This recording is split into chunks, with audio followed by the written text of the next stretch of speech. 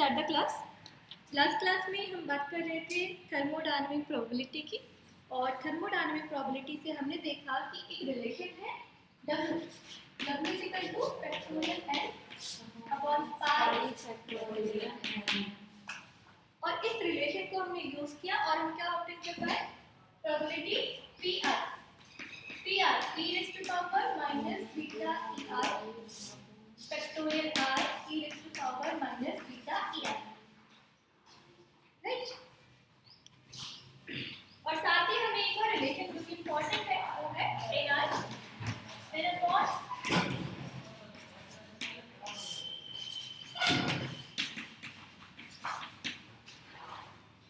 Number of particle in a particular state, जिसकी energy क्या है, ER। यूनिट फर्स्ट में हमने एक और बात की थी, ये जो क्वांटिटी है इसको हम कहते हैं Z। Z is partition function और बोल्ट्जमान फैक्टर।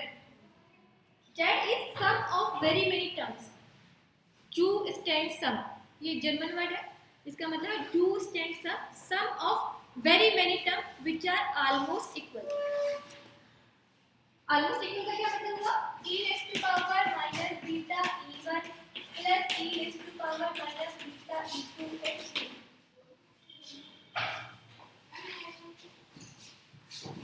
ये जो e1, e2, e3 है, इनकी एनर्जीज में बहुत ज्यादा डिफरेंस नहीं है, सम ऑफ वेरी मेनी टर्म, और ये कैसी है, ऑलमोस्ट इक्वल है।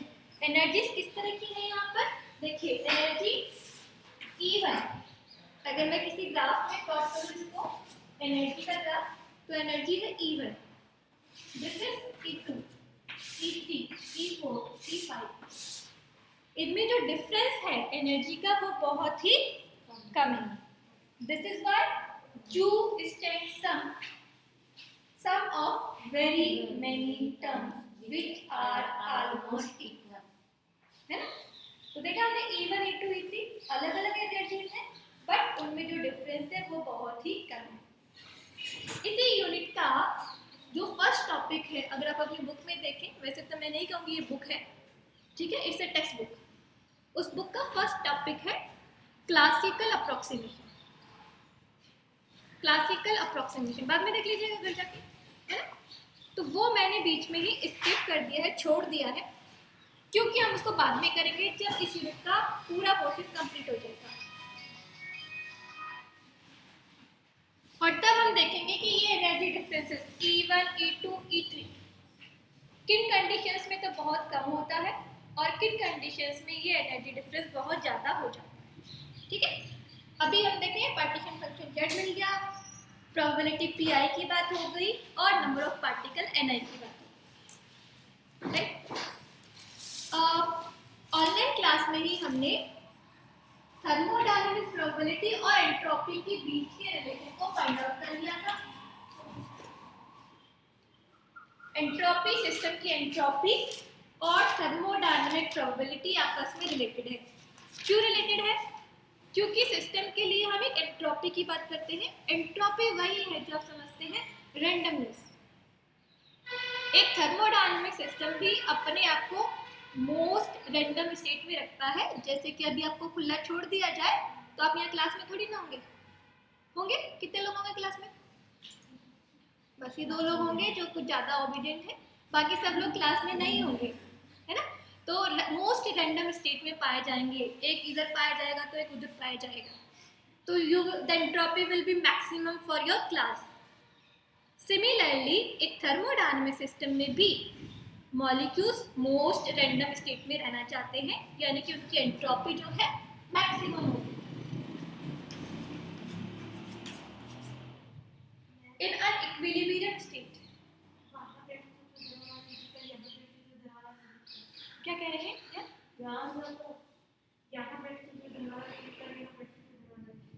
मुझे सुनाई नहीं दे रहा है, मैं थोड़ा सा ऊपर लिखने की कोशिश करूंगी, ठीक है ना। यहाँ तक ही दिखाई दे रहा है शायद आपको, है ना, उसके नीचे नहीं दिखाई दे रहा, तो आई विल ट्राई, ठीक है। सो एंट्रोपी मैक्सिमम है, सिमिलरली थर्मोडायनामिक प्रोबेबिलिटी भी मैक्सिमम है। है इक्विलिब्रियम स्टेट में उनके बीच में कोई ना कोई रिलेशन होना चाहिए। दोनों मैक्सिमम हो रही है, दोनों मैक्सिमम के बीच में कोई ना कोई रिलेशन होना चाहिए, जिसको हमने फाइंड आउट कर लिया था। क्या था वो?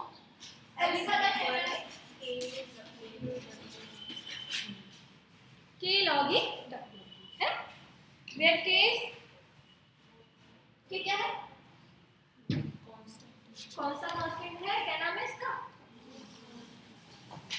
के का क्या नाम है, जोर से बोलिए। Boltzmann constant. Boltzmann constant value क्या है इसकी?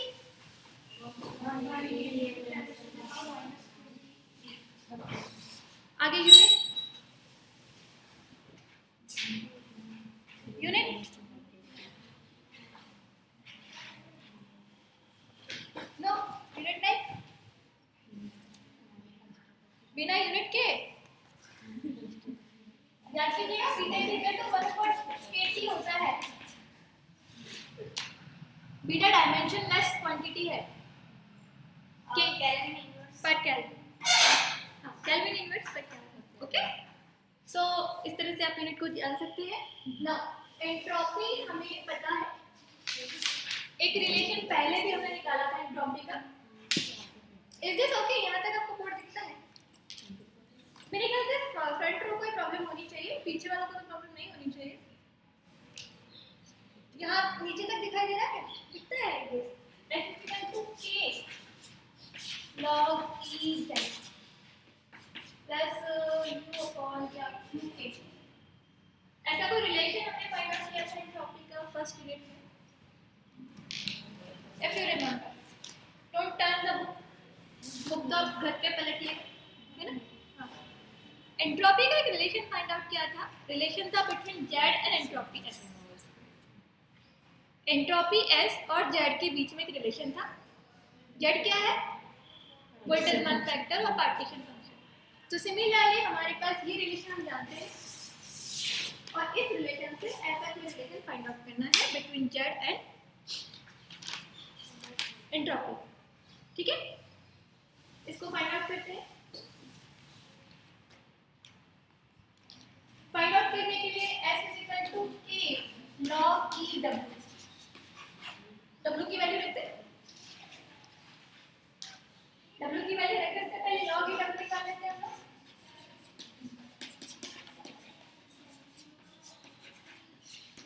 पीछे कोई परेशानी हुई है? चीजें क्लियर है? तो हम s से रिलेशन फाइंड आउट करना चाहते हैं z और t के बीच में। बेसिकली हमने यूनिट फर्स्ट में ये काम किया था, s को फंक्शन बनाया था z और t का, u को फंक्शन बनाया था f,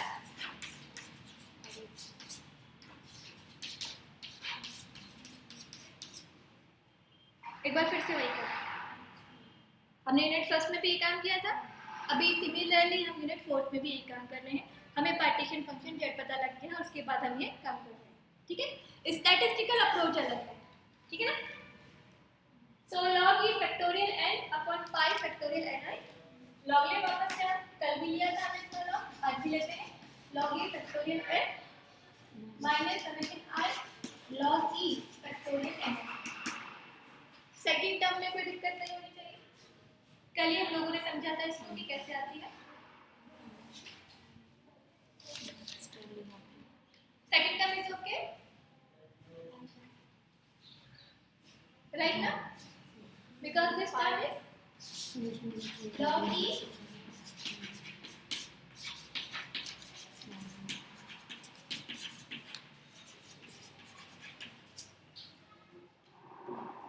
ये टर्म ऐसे थी, उस टर्म को हम ऐसे लिख सकते हैं summation i log e factorial ni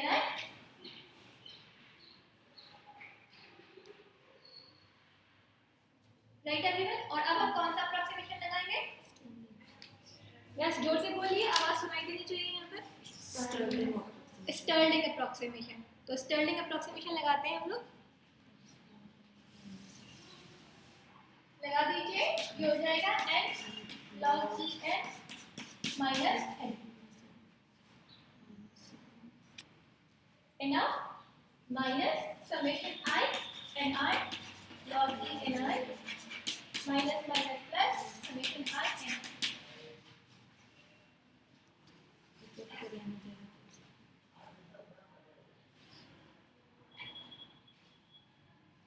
और यहाँ से दिखाई दे रहा होगा आप लोगों को।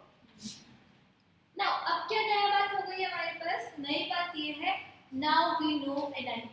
एन आई को जानते हैं हम। एन आई क्या है? N I is equal to N upon Z E raise to power minus beta I. तो अगर एन आई को हम जानते हैं तो लॉग ई एन आई हम लिख सकते हैं। लॉग ई एन आई क्या हो जाएगा इससे? log e n minus beta ei minus log e z। देखिए जरा मैंने सही लिखा था। एन आई हम जानते हैं n upon z e raised to power minus beta ei, that will be log e n I is equal to log e n minus beta ei log e z। चीजों को सिंपली ऊपर लिखना है। log e ni की जगह पर ये put कर देना है आप लोगों को। ये पूरी क्वांटिटी पुट कर दीजिए।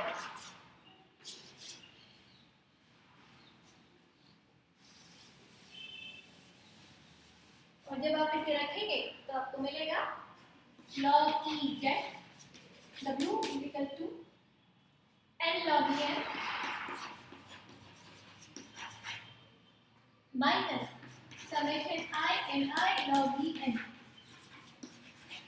पहली टर्म, दूसरी term minus minus plus beta summation I n I t I,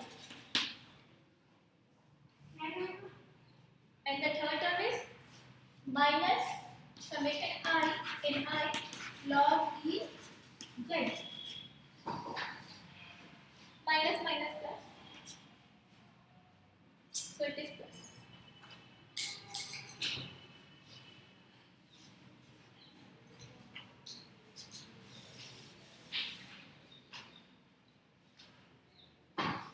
summation N I क्या होगा? एन। हाँ, तो यहाँ पर हम इसको क्या लिख सकते हैं? एन। यहाँ पर इसको क्या लिख सकते हैं? एन। और जैसे हम इसको एन लिखा तो क्या हो जाएगा? Cancel first term second term. उधर क्या लिखेंगे? समेशन एन आई को लिख सकते हैं क्या कुछ? समेशन एन आई को कुछ लिखा जा सकता है? सिस्टम की एन आई। तो मैं एन आई को एन लिख सकती हूँ वहाँ पर? नहीं ना, सिस्टम की एन आई एकदम सही बोला। तो हम यहाँ से कैंसिल आउट हो गए हैं और अब हमारे पास क्या रिलेशन बचा है? एंट्रोपी एस आने वाला है log e z n log e z plus beta u।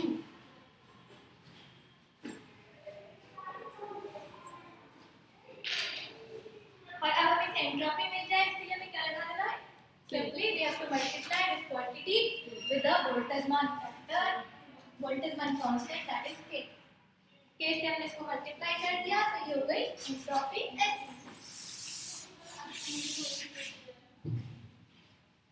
This is how we find s in terms of z and t।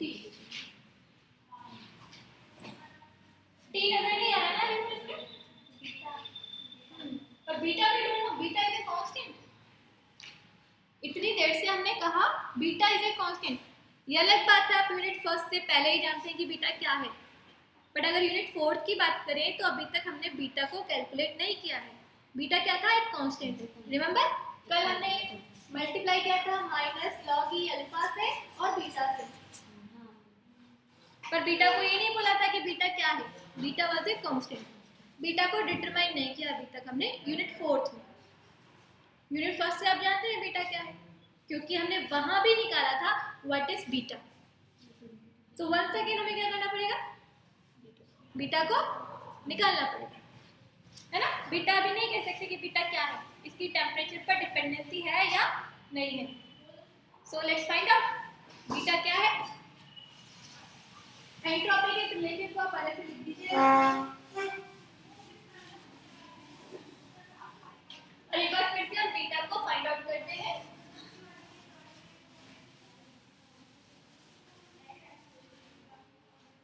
Beta find out करने के लिए हमारे पास ये रिलेशन तो है ही, एक और रिलेशन जो हम जानते हैं second law of thermodynamics.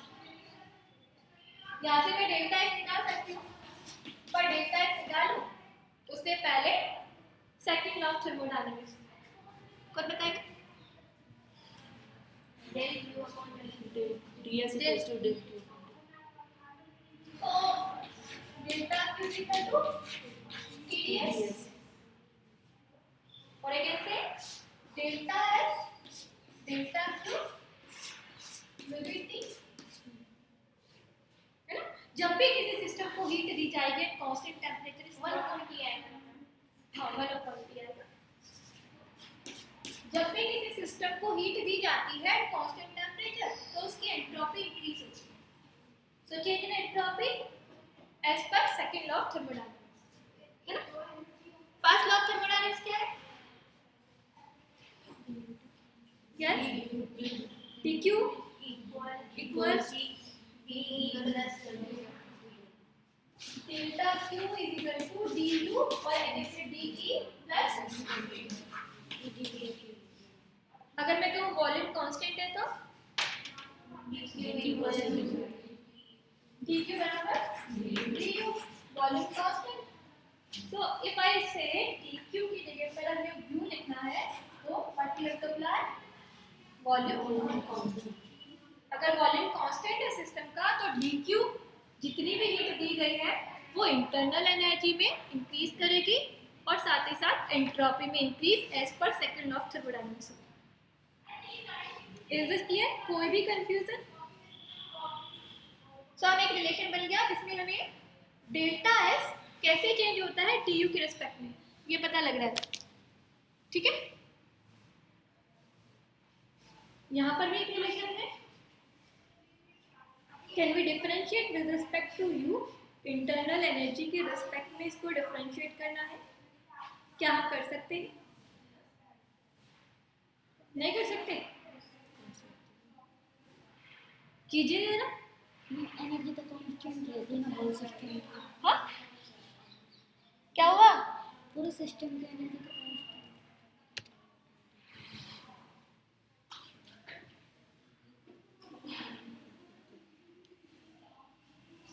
du system की इंटरनल एनर्जी के रिस्पेक्ट में इसको डिफरेंशिएट करना है।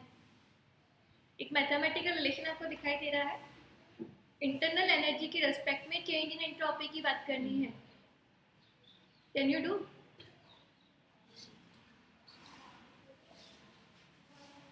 एक मैथमेटिकल रिलेशन आपको दिखाई दे रहा है, can't you differentiate with respect to u? कीजिए तो जरा कीजिए, क्या आएगा? सिर्फ उसको k बीटा u। हाँ k बीटा u है, u वेरिएबल मानिएगा कोई भी, जैसे आप x y z मानते हैं ना वैसे। तो s को u के रिस्पेक्ट में डिफरेंशिएट कीजिए, ये वाली क्वांटिटी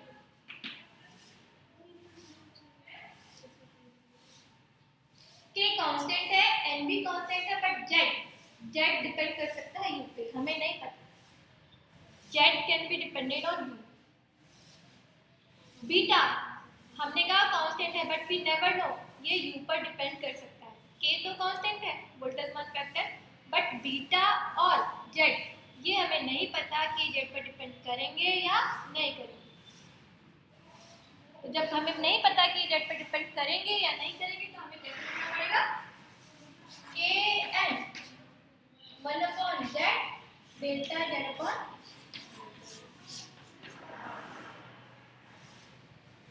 है ना। सही किया मैंने, n को मैंने नहीं किया because I know n is constant.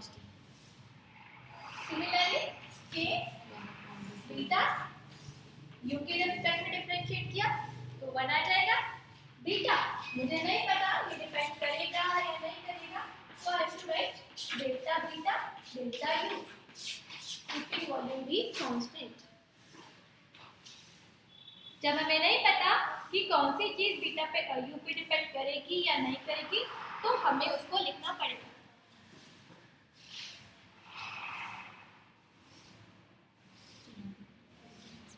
थोड़ा और चीजों को सॉल्व करते हैं। नाउ फर्स्ट स्टेप को देखिए, मैं फर्स्ट स्टेप को लिख रही हूँ k n upon z delta z delta u volume b constant. मैं ऊपर नीचे बीटा से मल्टीप्लाई कर रही हूँ इनसाइड में। K n upon z delta beta u v constant delta beta delta u v constant.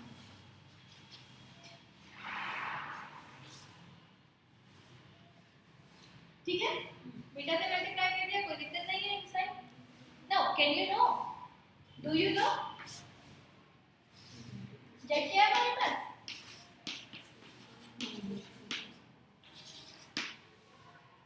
यहाँ से हम डेल्टा जेड जेड को डेल्टा बीटा निकाल सकते हैं, क्या आएगा? Delta z delta beta will be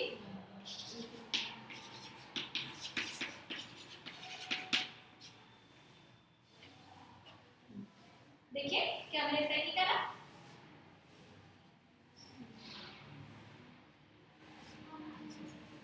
right.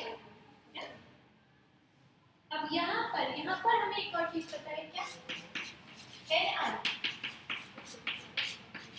E raise to power minus beta E, और यहाँ से हम क्या निकाल सकते हैं? E raise to power minus beta E I will be N I Z upon N.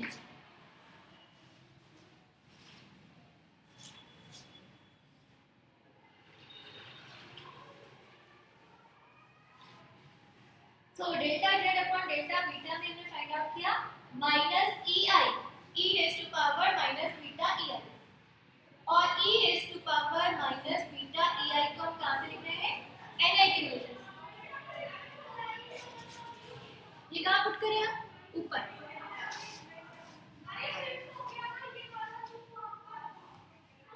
Put कर सकते हैं, इसकी जगह पे हमें ये रख देना है, रख दूं मैं? क्या रख देते हैं? डेल्टा जेड डेल्टा बीटा क्या आया? समेशन आई ई आई वहाँ से n I Z upon n minus.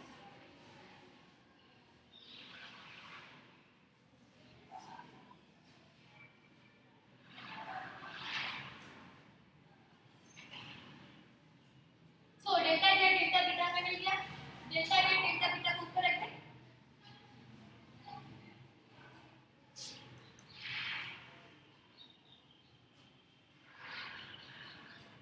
Delta z delta beta को ऊपर रख देते हैं हम लोग। ये हमें मिल गया है, क्या रखते हैं?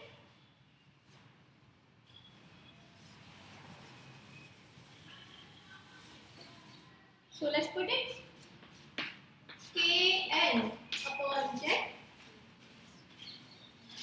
माइनस साइन आ जाएगा summation E I N I bracket में लिख देते हैं, बाकी बाहर आ सकते हैं Z upon N delta beta delta you constant volume.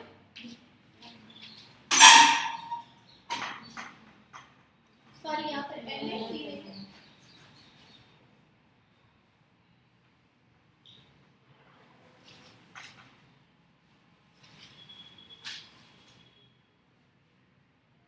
Now relation आपको सिंपल होता हुआ दिखाई दे रहा होगा। ये टर्म तो क्या है? क्या है ये? N n z z. ये जो बच गया है हमारे पास, क्या वो इसके इक्वल है?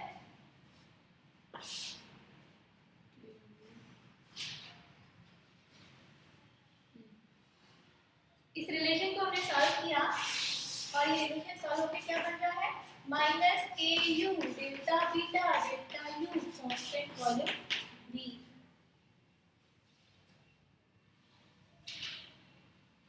और इधर हमने निकाले थे delta S delta you constant volume B.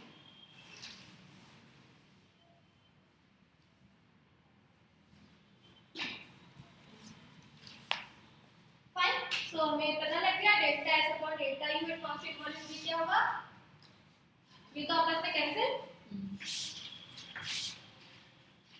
क्या बचा हमारे पास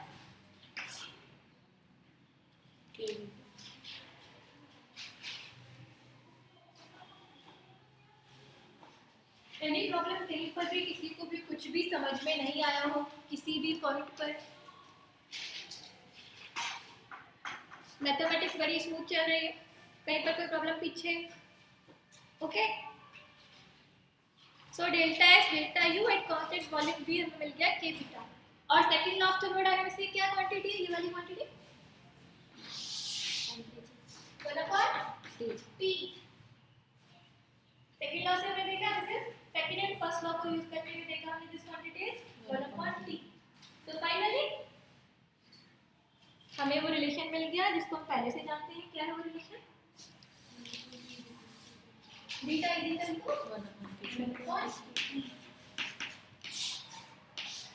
So this is how we determine a dimensionless parameter that is beta. Beta की कोई dimension नहीं है, so beta is 1/k।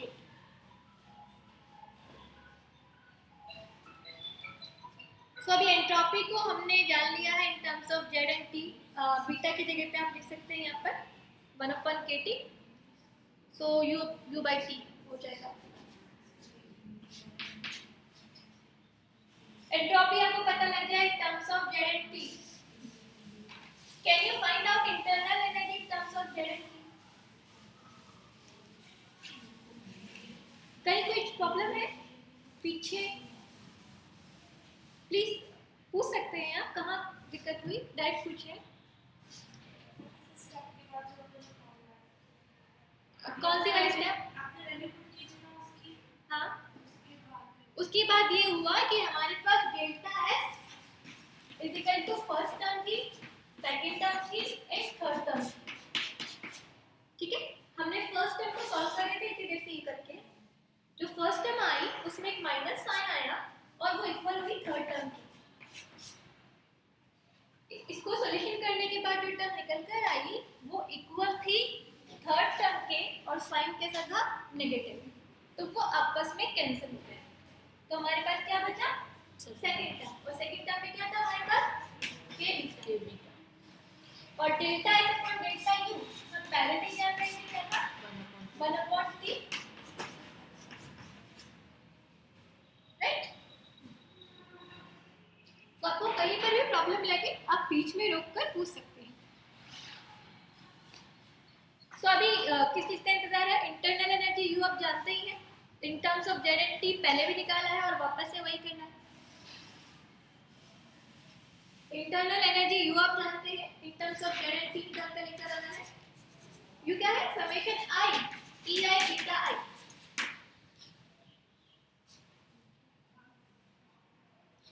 पर ei ni को आप जानते ही हैं, अभी अभी पुट कर देते हैं ni को,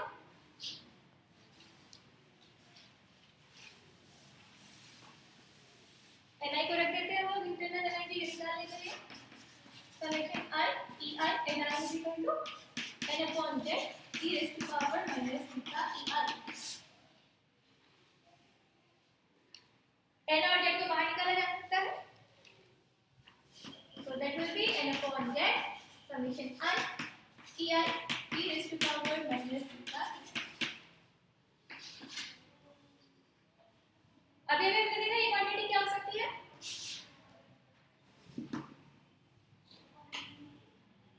delta z upon delta beta करते हैं तो क्या हो जाता है minus ei e raised to power minus beta ei। देखिए z क्या है, summation I delta z upon delta beta करेंगे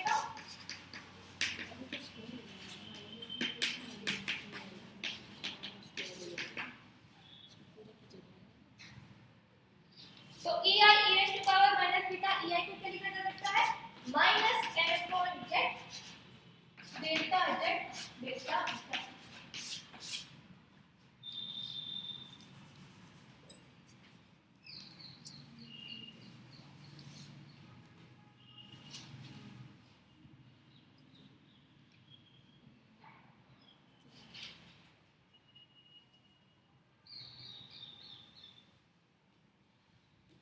क्योंकि हमें इक्वेशन को इन टर्म्स ऑफ जेड और टी निकालना है, तो कहीं पर टी आना चाहिए, है ना।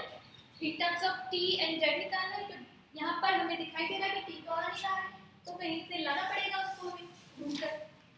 कहाँ से लाए? We can do one thing, n upon z delta z delta t and delta t delta t.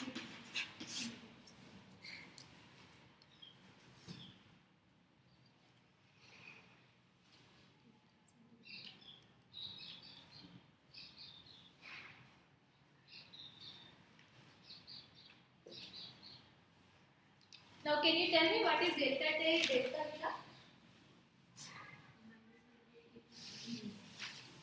निकालिएगा जरा। Delta T upon delta beta, yes भी बोल रहे हैं क्या है? माइनस वन अपॉन के beta square minus one upon के T square minus के T square. You know the relation between beta and t? क्या ये कह सकते हैं t is equal to 1 upon k beta? Find out कीजिए, मुझको नहीं पता।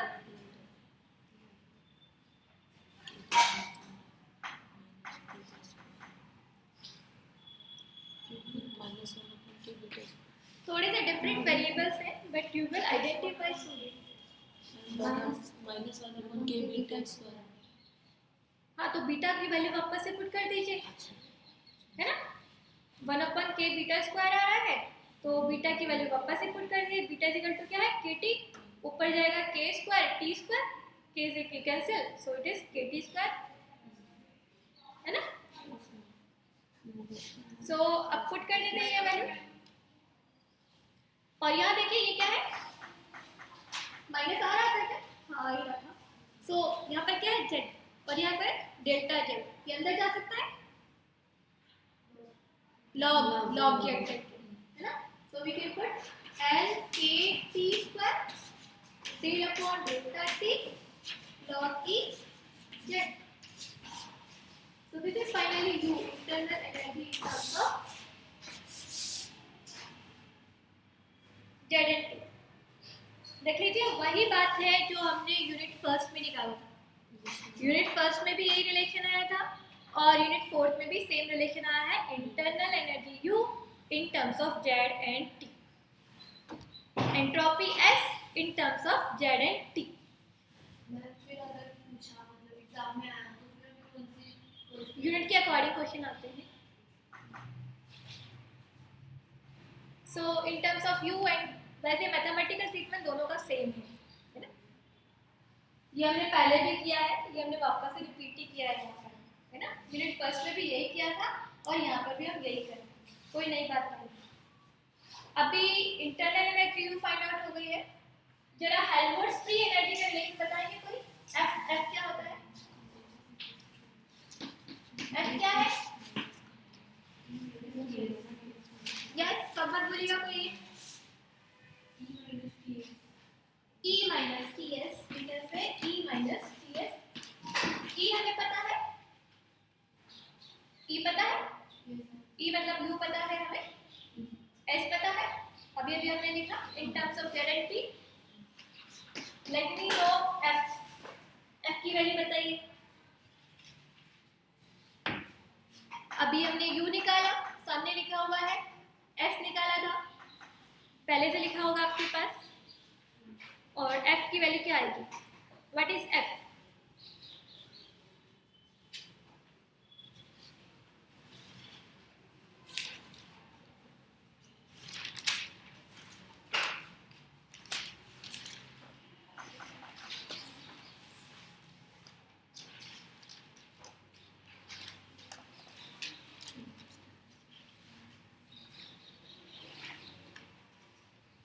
डू इट हरी, थोड़ा सा जल्दी निकालिएगा।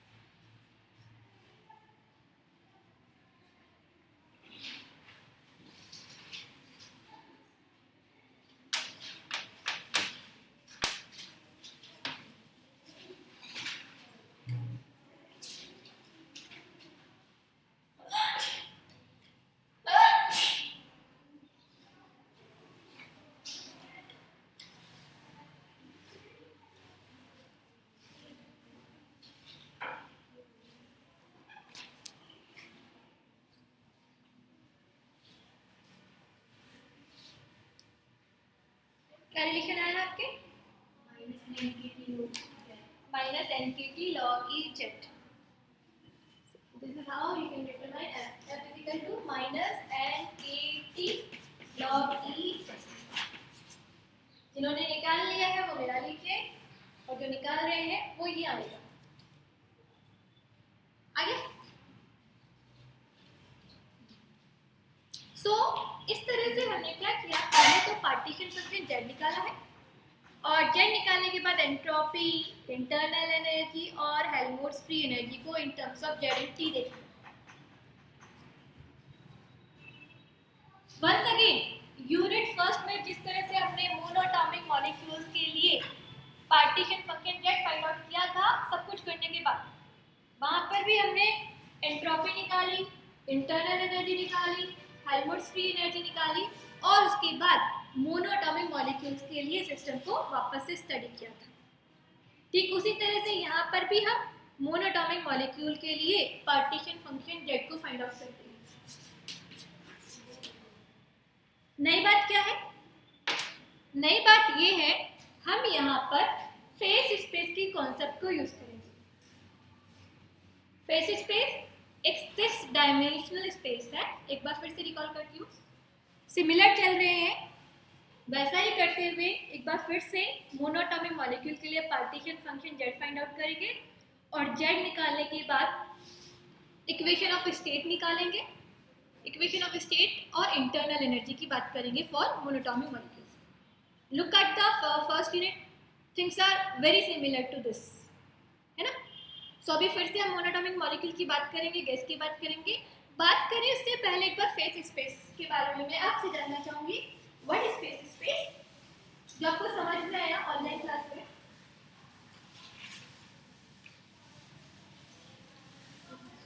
हाँ, फेस स्पेस के बारे में थोड़ा बहुत आइडिया आप मुझे दें, मैं भूल गई हूँ।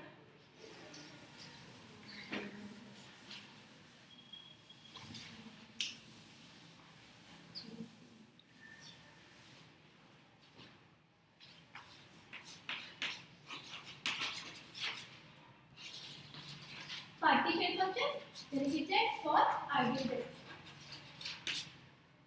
इसके बारे में हम बात करने वाले हैं। Partition function for ideal gas, और गैस के लिए बात करें उससे पहले फेस स्पेस के कॉन्सेप्ट को थोड़ा सा आइडिया दें। कोई एग्जांपल मैंने बताया होगा आप लोगों को? यस, सुनाई नहीं देता मुझे, मेरे कान बहुत थोड़े कम सुनते हैं। थोड़ा जोर से बोल दीजिए। काइट का एग्जांपल दिया, काइट का एग्जांपल दिया था, और गर्ल का भी एग्जांपल दिया था। तो जिस तरह से एक गर्ल अगर जिगजैग मोशन में कर रही है तो उसकी पोजीशन हमें किसी टाइम पर पता करनी होगी, या किस वेलोसिटी से वो मूव कर रही है ना। तो या तो हमें पोजीशन पता हो, और या हम वेलोसिटी की बात करें। एक कर्व अगर हमारे पास टाइम वर्सेस पोजीशन के बीच में होगा तो हम इस कर्व से ओनली पोजीशन बता पाएंगे।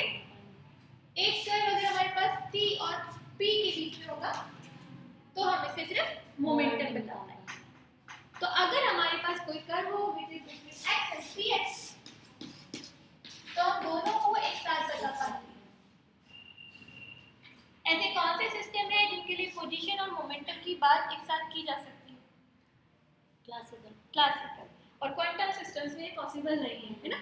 तो हम इसको डिटेल में लेंगे जब हम बात करेंगे कि क्या क्लासिकल है क्या क्वांटम है। बट फिलहाल आप जानते हैं कि क्लासिकल सिस्टम्स के लिए पोजीशन और मोमेंटम की बात साथ में की जा सकती है। सो ये 2 डायमेंशनल फेस स्पेस है।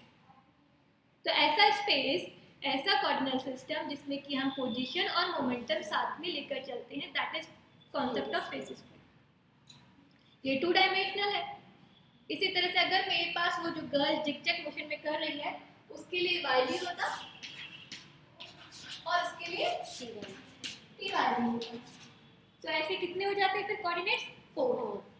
तो वो 4 कोऑर्डिनेट सिस्टम भी क्या है? Face space. अगर काइट है तो काइट के लिए कितना स्पेस हो जाएगा? 6। और it can be more, it is not confined to the 6 dimensional space, it is a multi-dimensional space in which each variable represent one dimension of the system. ये x, y, z क्या है? Variable है, और ये क्या represent कर रहे हैं? सिस्टम की एक dimension. So phase space is a multi-dimensional space in which each variable represents one dimension of the space. और अगर phase space में कोई कर्व है तो it represent evolution of the system. System किस तरह से डेवलप हो रहा है with time वो बताता है. जैसे कि हमने एग्जांपल लिया था एक इलिप्स का, और ये इलिप्स किसके लिए है? एक पेंडुलम के लिए जो कि x डायरेक्शन में मूव कर रहा है ना. तो ये जो कर्व है वो क्या बता रहा है? सिस्टम किस तरह से इवोल्व हो रहा है with time. And face space की ब्यूटी ये है कि ये जो कर्व एरिया है ना, this is total energy of the system. ये जो एरिया बिटवीन द कर्व नजर आ रहा है आपको, this is total energy of the system. अगर सिस्टम की एनर्जी में चेंज हो गया टोटल एनर्जी में तो ये कर्व बदल जाएगा. And this is energy difference between two states.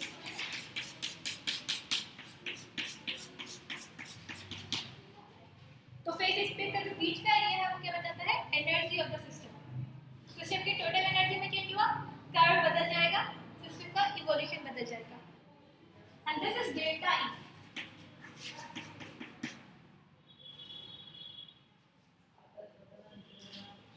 ना आपको लगता होगा कि मल्टी डायमेंशनल स्पेस की बात करेंगे, 6 डायमेंशनल स्पेस की बात करेंगे तो चीजें बहुत ही कॉम्प्लिकेटेड हो जाएंगी, है ना. सोचने में लगता है ना. हम अगर 3 डायमेंशन की बात करते हैं तो भी हमें चीजें टिपिकल लगने लगती हैं. तो अगर मैथमेटिकल ट्रीटमेंट में हम 6 डायमेंशनल स्पेस को यूज करने लगेंगे तो मुश्किल और बढ़ जाएगी.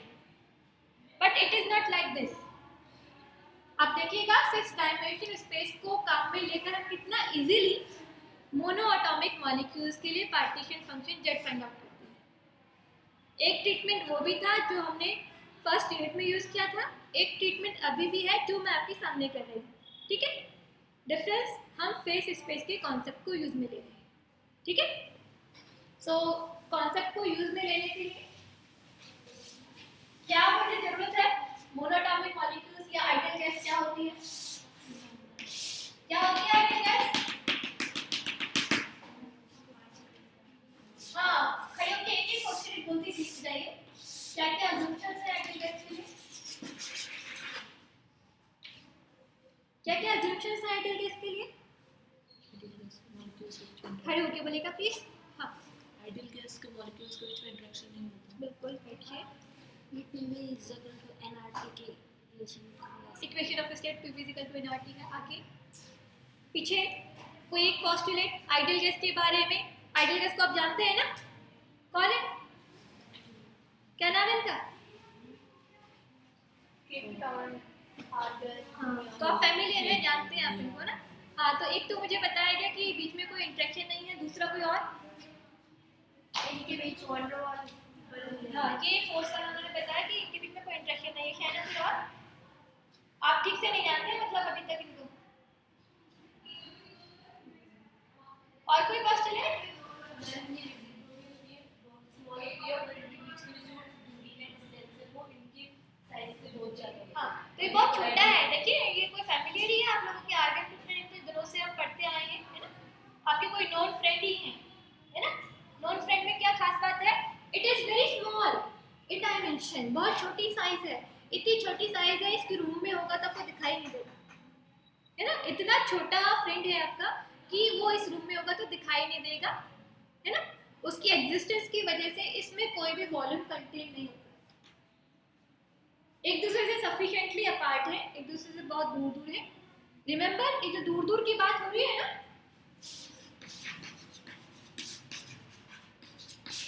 इतनी डेंसिटी के बाद भी दूर दूर की बात है. 10⁻23 पर सेंटीमीटर क्यूब है, इतने पास पास हैं. आपको लगता है ये तो बिल्कुल जगह ही नहीं होगी इनके बीच में, तो है ना. बट ऐसा नहीं है. इतने कम साइज है कि इनके बीच में सफिशिएंट डिस्टेंस है. They are very rigid body. आपस में कोलाइड करते हैं तो अगर आप बॉल से बॉल को मारें तो उनकी शेप में कुछ चेंजेस हो जाते हैं ना. एक बॉल को दीवार से मारेंगे तो उसकी शेप में कुछ चेंजेस हो सकते हैं, but these are perfectly rigid. कोई चेंज नहीं होगा कोलिजन की वजह से शेप में. सो ये सारे अजम्पशन के बाद हमने पार्टीशन फंक्शन Z की बात कर रहे हैं. इनकी एनर्जी E। मोनोएटॉमिक मॉलिक्यूल की एनर्जी कितनी है?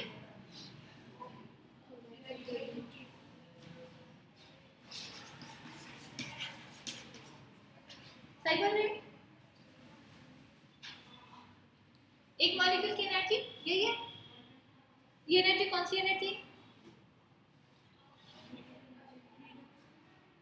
Kinetic energy. Is this energy kinetic energy for monoatomic molecule? कोई डिसएग्री करता है? ये एनर्जी मोनोएटॉमिक मॉलिक्यूल्स के लिए, आइडियल गैस के लिए क्या काइनेटिक एनर्जी है? Anyone disagree? नहीं, एक ने कह दिया, अर्पिता ने कह दिया, सही है। बोलिए इधर से कोई।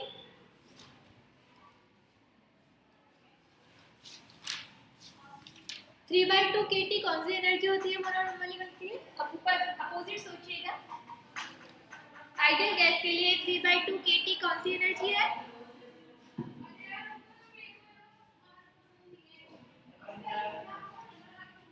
माध्य ऊर्जा, mean energy, is not kinetic energy. Kinetic energy तो क्या होती है? आप जानते हैं काइनेटिक एनर्जी क्या है? अभी भी याद नहीं आ रहा। काइनेटिक एनर्जी क्या होती है? गतिज ऊर्जा क्या होती है? जो गति के कारण होती है, तो क्या होती है वो? 1/2 m। So this is kinetic energy. This is mean energy. है ना? So 3/2 kT is not kinetic energy. It is mean energy of ideal gas. इसको तो हम निकाल कर लेकर आएंगे। अभी नहीं पता हमको। अभी हमें क्या पता है? काइनेटिक एनर्जी पता है। क्या कोई पोटेंशियल एनर्जी भी है? पोटेंशियल एनर्जी भी कोई है? आइडियल गैस के लिए नहीं है, because we consider this particle size is very negligible. है ना? पार्टिकल साइज बहुत ही छोटी है, तो हम इसके लिए पोटेंशियल एनर्जी की बात नहीं करते। हम देखेंगे जब हम रियल गैस की बात करेंगे तो वहां पर पोटेंशियल एनर्जी की बात की जा सकती है। एक एग्जांपल आएगा जिसमें हम देखेंगे कि पोटेंशियल एनर्जी की बात भी की जा सकती है। बट आइडियल गैस के लिए particle size is very small, we neglect there is potential energy. कोई भी पोटेंशियल एनर्जी नहीं। अच्छा, एक्स लगाओ नहीं लगाओ? एक्स लगाओ नहीं लगाओ? Kinetic energy E. तो अगर ये V है तो V के कितने कंपोनेंट हो सकते हैं?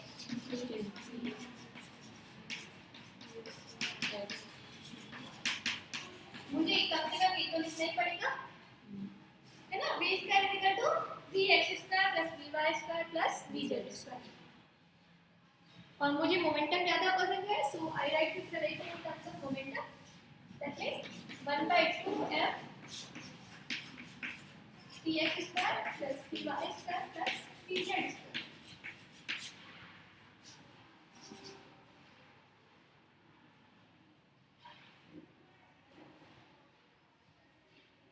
सो हमें पार्टिकल फंक्शन z निकालने के लिए सिस्टम की एनर्जी E पता है इन terms of Px, Py, Pz। और अभी अभी हमने देखा particle function z in general किसी सिस्टम के लिए क्या लिखा जा सकता है? यहाँ पर Ei की जगह पे क्या पुट करेंगे हम?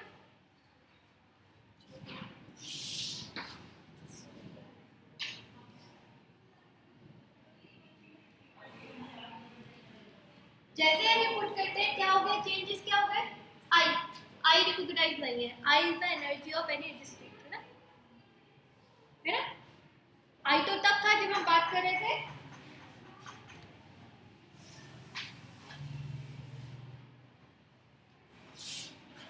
E1, E2, E3, E4, है ना? समेशन तो तब एप्लीकेबल था जब हम बात कर रहे थे E1, E2, E3, E4। But जैसे मैं क्वांटिटी पुट करती हूँ तो I तो मेरे पास है ही नहीं। Now what? है पास जैसे हम ये पुट करेंगे तो हमें आई समेशन किस पे एप्लीकेबल होगा, we don't know. Summation applicable होने के लिए कोई तो वेरिएबल होना चाहिए जिस पर अप्लाई हो, बट जैसे हम पुट करेंगे समेशन पता नहीं क्या होगा उसका, है ना। ऐसे दिक्कत ना आए इसके लिए हम क्या करते हैं, let's multiply h।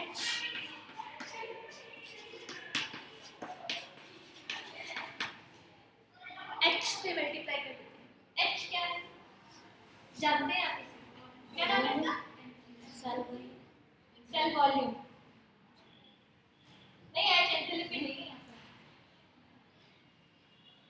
Face space की बात हो रही है ना। हाँ तो क्या है, h क्या है, सेल वॉल्यूम। और सेल वॉल्यूम कितना होता है, dx dy dz into p dpm। हाँ तो सेल वॉल्यूम को आप जानते हैं, this is h equal to dx dy dz।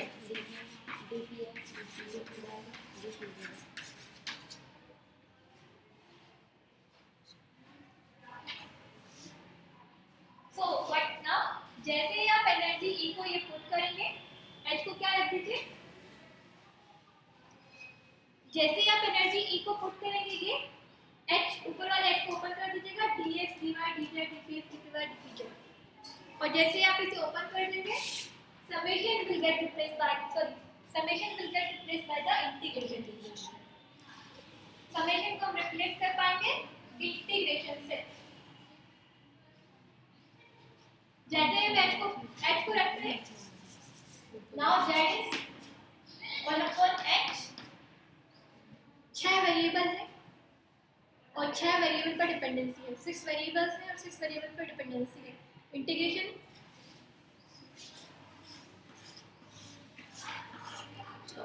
6 integrations e raised to power minus beta, now minus beta beta equal to 2f px square plus py square plus pz square multiply नहीं है,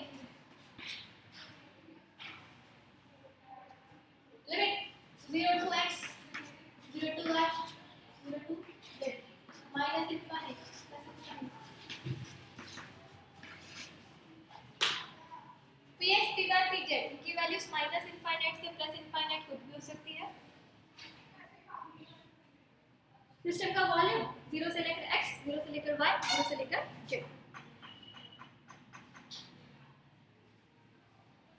इस this okay, हमने क्या किया, हमने energy को इन terms of px py pz put किया और concept of face space use किया। उसके लिए h से ऊपर नीचे हम मल्टीप्लाई कर देंगे, h है सेल का वॉल्यूम। सो ऊपर वाले h को जैसे ही हम पुट करते हैं dx dy dz dpx dpy dpz, summation gets replaced by the integration. अब ऐसा क्यों होता है कि हम समेशन को रिप्लेस कर सकते हैं बाय इंटीग्रेशन और ना, हमने फेस स्पेस का कॉन्सेप्ट कैसे यूज किया और समेशन को कैसे रिप्लेस कर दिया इंटीग्रेशन। कभी तो कर भी सकते हैं, कभी नहीं भी कर सकते। एनर्जी के बीच में डिफरेंस हाँ, energy rightly said, energy states के बीच में डिफरेंस बहुत ही कम होता है तब। अभी देखिए सफिशिएंट डिस्टेंस आपको दिख रही है, अगर मैं कहूँ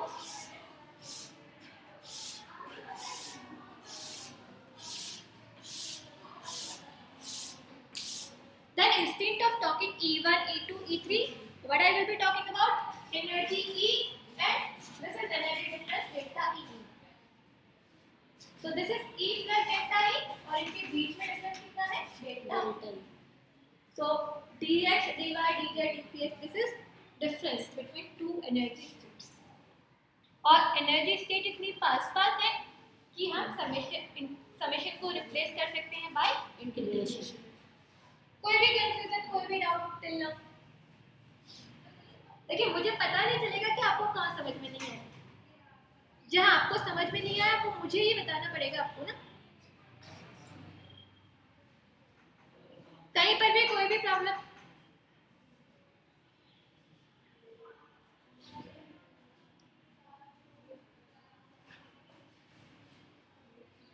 ठीक है चले आगे। कभी तो हम इसको रिप्लेस कर देते हैं इंटीग्रेशन से यूनिट 5। यूनिट 5 में हम रिप्लेस नहीं करेंगे इसको इंटीग्रेशन से, because we have to consider this kind of cases. तब हम इंटीग्रेशन को समेशन ही रहने देंगे। वहाँ पर ऐसी सिचुएशन नहीं बनती है, यहाँ पर ऐसी सिचुएशन है। कैसे है? जो मोनोटॉमिक मॉलिक्यूल्स हैं, आइडियल गैस हैं, उनकी मॉलिक्यूल्स के बीच में जो एनर्जी डिफरेंसेस हैं वो बहुत ही कम हैं। So this is the case. Once again, इस रूम में जितने भी मॉलिक्यूल्स हैं वो सारी वेलोसिटीज से मूव कर रहे हैं। उनकी वेलोसिटीज का बीच का जो डिफरेंस है वो बहुत ही कम है। तो हम समेशन को रिप्लेस कर सकते हैं इंटीग्रेशन से। But there will be cases जब हम समेशन को रिप्लेस नहीं कर पाएंगे इंटीग्रेशन से, राइट? सो अभी रिप्लेस कर दिया। इजी हो गया ना आप लोगों के लिए सॉल्व करना? आपको 6 इंटीग्रेशन सॉल्व करने हैं। And answer is straight forward. 2 line में हमने इस पार्टीशन को इंटीग्रेट कर दिया। मैंने सिर्फ e की वैल्यू रखी है, ऊपर नीचे x से मल्टीप्लाई किया है, समेशन को रिप्लेस किया इंटीग्रेशन से, and solution is straight forward. आप ये इंटीग्रेशन सॉल्व करना जानते हैं, कोई नई बात नहीं है आपके लिए। Minus infinite to plus infinite e to power minus 3x square upon 2m dx 1 upon कैसे सॉल्व करना बताया था? इसको gamma function gamma function use करके minus infinite to plus infinite e to power minus b x square और x n का है, and this is x square, sorry, x square x n dx 1 upon 2 2b power n plus 1 by 2 factorial x plus 1 by 2.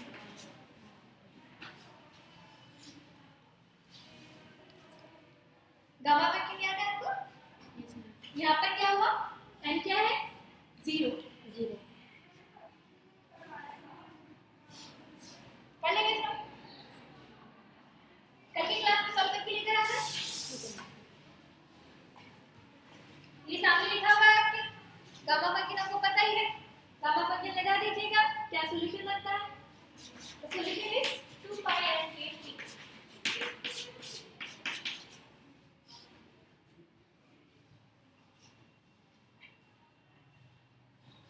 Solution में मैंने आपके लिए लिख दिया, the solution will be 2 pi n kt. ये आ जाएगा, फिर उसके बाद में इसके वापस y का भी आ जाएगा, इसी तरह से z का भी आ जाएगा, और dx dy dz का क्या होगा? अगर मैं गामा फंक्शन 0 से इनफाइनाइट होता है ना, इसको चेक कर लीजिएगा, शायद आपके मैथमेटिक्स की बुक से एक बार कंफर्म कर लीजिएगा। अगर ये minus infinite to plus infinite का, तो there will be some change of factor of 2 के फैक्टर में कहीं चेंज आएगा। माइनस इनफाइनाइट टू 0 हो सकता है, 0 टू इनफाइनाइट। तो I have also this confusion कि आपके बुक में ये लिमिट में क्यों ध्यान नहीं रखा आपने? Minus infinite to 0 the same 2 add हो जाएगा ना, 0 से 0 से इनफाइनाइट है ना, minus infinite to plus infinite जाएगा, then you can solve minus infinite to 0 and 0 to infinite, तो डबल हो जाएगा, 2 हो जाएगा। तो चेक कर लीजिएगा कि ये आंसर आता है या नहीं आता, या यहाँ पर कुछ चेंजेस हैं, राइट? फॉर नाउ इसको अगर आप सॉल्व करेंगे 2 पाई n kt की पावर 1/2, एंड यहाँ पर जरा ये बताइए ये क्या आएगा?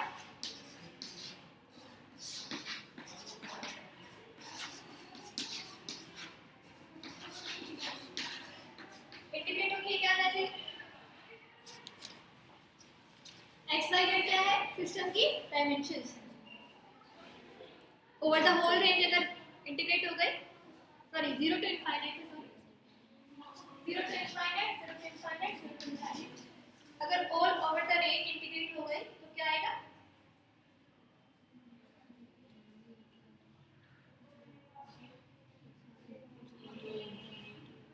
क्या देना चाहिए इसको?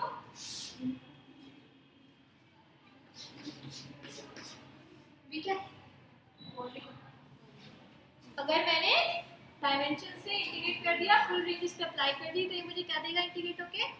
डायमेंशन ऑफ द सिस्टम का डायमेंशन आ जाएगा, वॉल्यूम v आ जाएगा सिस्टम का वॉल्यूम v है। तो देखा आपने 6 इंटीग्रेशन सॉल्व हो गया हमारे, ये भी सॉल्व हो गया। रिलेशन क्या बना?